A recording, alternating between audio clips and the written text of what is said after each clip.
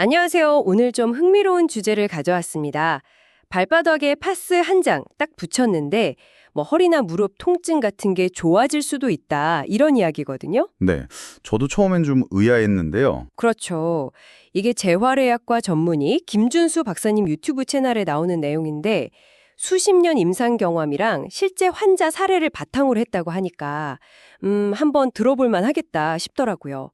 네, 좋습니다. 그래서 오늘은 이 방법이 왜 효과가 있다는 건지, 또 어떻게 해야 하는 건지, 혹시 주의할 점은 없는지 김 박사님 설명을 중심으로 한번 파헤쳐 보겠습니다. 네, 김 박사님 주장의 핵심은 그거죠. 주사나 약으로도 잘 안 넣었던 그런 만성 통증 있잖아요. 네네. 있죠. 그 해결의 실마리가 의외로 발바닥에 있을 수 있다. 이런 건데요. 발바닥이요? 와. 근데 실제 사례들이 있다고 하셨죠. 그게 좀 궁금한데요. 네, 몇 가지 인상적인 사례들이 소개되더라고요. 예를 들면 83세 박영수 어르신. 이분은 20년을 허리 통증으로 고생하셨는데 발바닥에 파스 붙이고 2주 만에 지팡이 없이 걷게 되셨다고 하고요. 2주 만에요? 와. 또 85세 김민준 어르신은 25년간 무릎 관절염 때문에 휠체어를 타셨는데 파스요법 시작하고 3주 만에 직접 걸어서 진료실에 오시고 텃밭 가꾸기도 다시 하신다고 하고요. 25년 만에. 정말 드라마틱하네요. 그리고 72세 이수진님은 허리 디스크를 10년 넘게 앓으셨는데 파스 붙이고 3일 만에 지팡이 없이 걷게 됐다는 이야기도 있었어요. 와, 3일 만에요? 근데 이게 정말 그냥 우연은 아닐까요? 김 박사님 주장은 이게 우연이 아니라는 거죠. 본인 환자들 중 약 78% 정도가 통증 감소 효과를 봤다고 하니까요. 특히 다른 치료로 별 효과 못 보던 분들이 이걸로 좋아지는 경우가 꽤 있었다고 강조하시더라고요. 78%면 상당히 높은 수치인데요. 근데 왜 하필 발바닥일까요? 그게 참 궁금해요. 그렇죠. 발바닥을 흔히 제2의 심장이다, 아니면 몸의 축소판이다 이렇게 부르잖아요. 네, 들어봤어요. 김 박사님 설명에 따르면 몇 가지 이유가 있어요. 첫째는 발바닥에 신경 말단이 엄청나게 많다는 거예요. 한 7,000개 이상. 이게 온몸이랑 다 연결돼 있어서 약간 몸의 컨트롤 타워 같은 역할을 한다는 거죠. 신경에 그렇게 많이요. 네. 그리고 둘째는 그 동양의학에서 말하는 발반사고 개념인데요. 특정 부위를 자극하면 연결된 다른 신체 부위가 활성화된다는 거잖아요. 네네, 발 마사지 받을 때 그런 얘기 하죠. 그렇죠. 특히 그 용천혈이라는 곳이 있는데 거기가 전신의 통증이나 염증 조절이랑 관련이 깊다고 보고요. 용천열. 또 현대의학적으로 봐도 발바닥이 혈액순환의 맨 끝이자 다시 시작하는 지점이라서 노폐물이 쌓이기 쉬운데 이걸 자극해서 순환을 돕는다는 거예요. 순환 개선 효과도 있군요. 네. 게다가 피부가 얇아서 파스에 있는 캡사이신이나 살리실산 같은 성분들이 흡수가 잘 된대요. 이런 성분들이 혈관 확장시키고 염증 줄이는 효과가 있고요. 흡수율도 높다. 네. 그리고 최근에는 발바닥 자극이 근막을 통해서 저 멀리 있는 부위의 긴장까지 풀어줄 수 있다. 이런 연구도 있고요. 우리 몸의 천연 진통제인 엔돌핀 분비를 촉진한다는 설명도 있더라고요. 와, 신경, 순환, 약물 흡수, 근막, 엔도르핀까지. 생각보다 되게 복합적인 원리가 숨어 있네요. 그럼 이걸 제대로 효과 보려면 어떻게 붙여야 하는 거죠? 그것도 중요하죠. 김 박사님이 권하는 방법이 있는데요. 네, 알려주시죠. 우선 발을 깨끗하게 씻고 물기를 완전히 말리는 게 기본이고요. 한 5분 정도 따뜻한 물에 조격하면 더 좋다고 해요. 조격하고 나서. 파스는 어떤 걸 써야 하나요? 비싼 거? 아니요, 그럴 필요 없다고 하고요. 약국 가면 있는 일반 소염 진통파스 있죠. 멘톨이나 캡사이신 성분 들어있는 거? 그런 거면 충분하다고 합니다. 그렇군요. 붙이는 시간은요? 잠들기 전에 붙이는 게 좋다고 해요. 저녁 5시에서 10시 사이 정도. 그리고 한 8시간에서 12시간 정도 붙였다가 아침에 떼는 걸 권장하고요. 너무 오래 20시간 이상 붙이고 있는 건 피부에 안 좋으니까 피하라고 하고요. 밤에 붙이고 자는 거네요? 위치도 중요할 것 같은데요. 통증 부위마다 다른가요?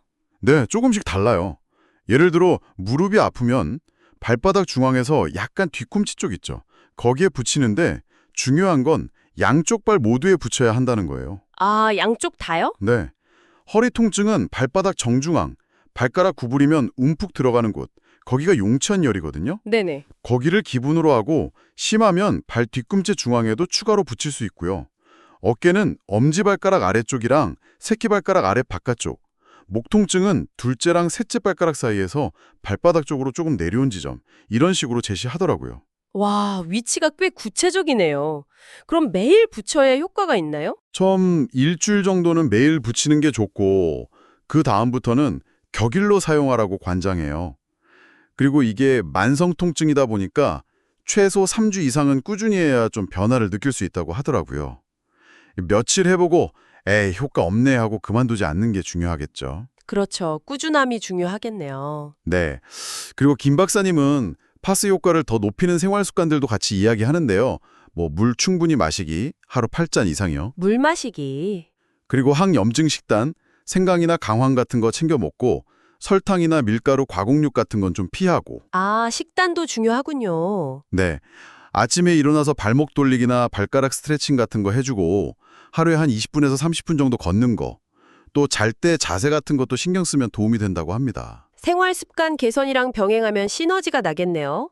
근데 이거 주의할 점은 없나요? 아무나 다 해도 되는 건지? 물론 주의사항 있습니다. 피부가 좀 예민하신 분들은 발진이나 가려움증 생길 수 있거든요. 그러면 바로 중단해야 하고요. 네, 피부 자극. 특히 정말 중요한 게 당뇨병 있으신 분들. 당뇨 환자분들은 발에 상처 나면 큰일 날 수 있잖아요. 맞아요. 당뇨병 위험하죠. 그래서 매일 발 상태를 꼭 확인하셔야 하고 조금이라도 이상하다 싶으면 즉시 중단하고 반드시 의사 선생님하고 상담하셔야 합니다. 이거 정말 중요해요. 아, 당뇨 환자분들은 특히 조심해야겠네요. 네. 그리고 당연히 발에 상처나 습진 있는 부위에는 붙이면 안 되고요. 또 기존에 드시던 약이나 치료를 이걸 한다고 마음대로 끊으시면 절대 안 됩니다. 그것도 의사랑 상의가 필요하고요. 네, 알겠습니다. 정리를 해보면 이 발바닥 파스 요법이라는 게 김준수 박사님이 제안하는 만성 통증 관리 방법 중 하나인데 뭐 신경 자극이나 혈액순환 개선 같은 여러 원리를 통해서 효과를 기대해 볼 수 있다. 이런 내용이네요. 하지만 분명히 주의할 점들도 있고요. 그렇죠. 무조건적인 만병통치약은 아니라는 점은 인지해야 합니다. 네.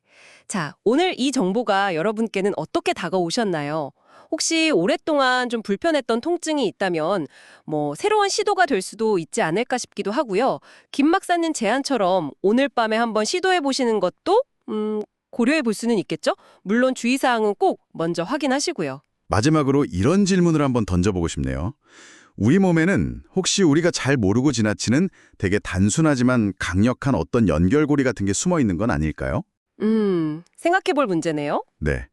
기존의 통증 치료법들이 혹시 놓치고 있는 부분은 없는지 한 번쯤 고민해 볼 만한 지점인 것 같습니다. 네, 좋습니다. 오늘 저희가 나눈 이야기가 여러분의 건강관리에 조금이나마 참고가 되었으면 좋겠습니다. 혹시 주변에 통증 때문에 힘들어하시는 분이 계시다면 오늘 내용 한번 공유해 보시는 것도 좋을 것 같네요. 감사합니다. 감사합니다. 구독과 좋아요는 무료예요.